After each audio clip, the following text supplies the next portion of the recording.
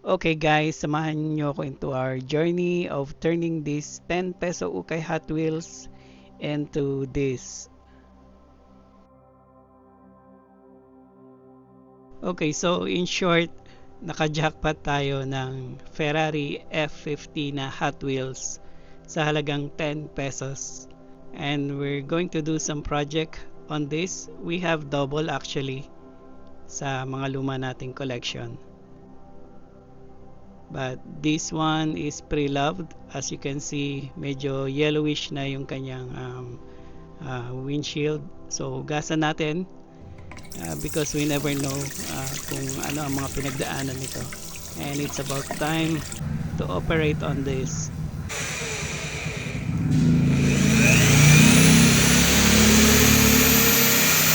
We're going to try to restore or customize these Hot Wheels. Tingnan natin. Let's see how it goes. Maganda pa yung loob niya, oh. Buo pa yung chrome. I think the only problem here is etong kanyang windshield na nag-yellowing na. But there's a solution for this.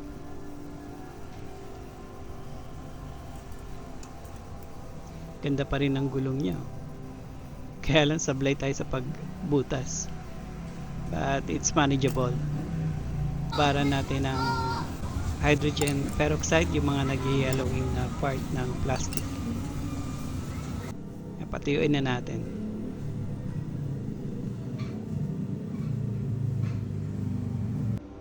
Well, the way I see it, medyo maayos pa yung lagay niya. Meron lang mga minor paint chips na I think kaya naman nating remedyohan.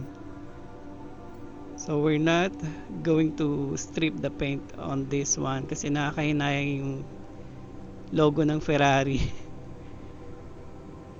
And yung Ferrari red, parang masakit sa dibdib na i-strip natin and palitan ng kulay. So we're just going to do something creative on this one. We're going to use this frame on this project. Let's see how it goes.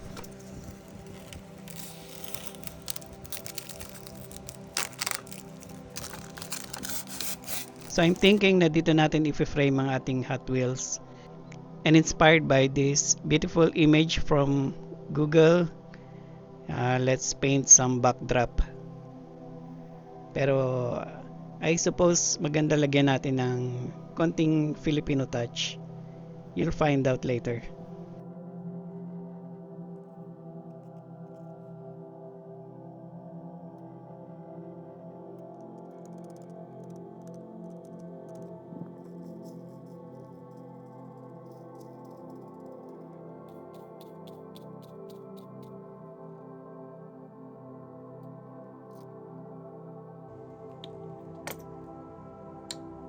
So as you can see, watercolor lang yung ginagamit nating pang retouch sa ating mga nire-restore na toys because we wanted to preserve yung original na paint hanggat maaari. And at least kapag ka water based ang ginagamit natin, it's reversible.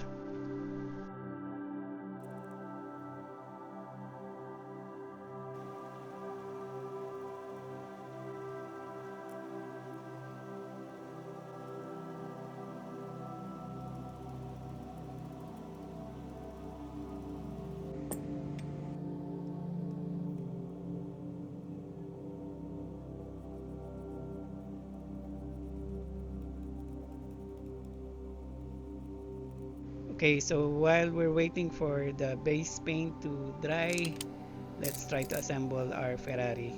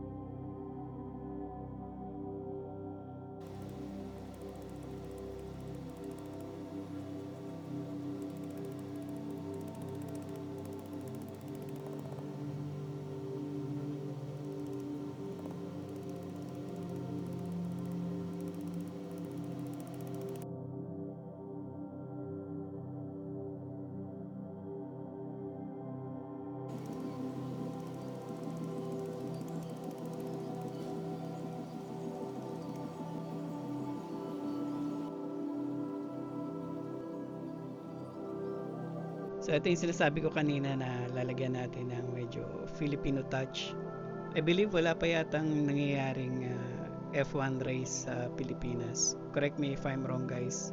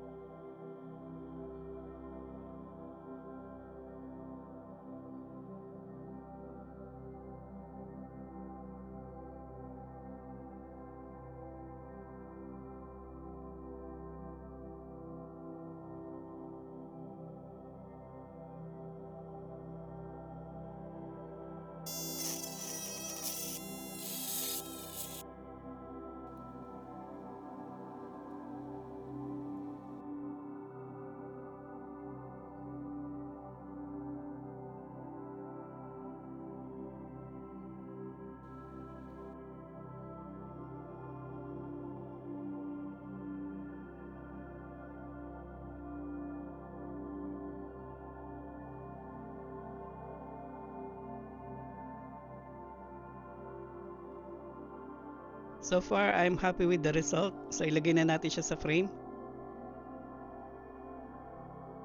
Yan, medyo nilagyan natin ng konting ilaw effect sa ilalim. So if you've made it this far, guys, thank you very much for watching. I like the outcome. Yan ang itsura niya kapag ka nakapatay ang ilaw. And yan ang itsura niya sa ating display shelf. So from 10 peso Hot Wheels, ayan ang itsura niya ngayon. Medyo nagkaroon na ng konting-konting value. So with that, thank you very much for watching, and please like and follow for more projects like this. I love it.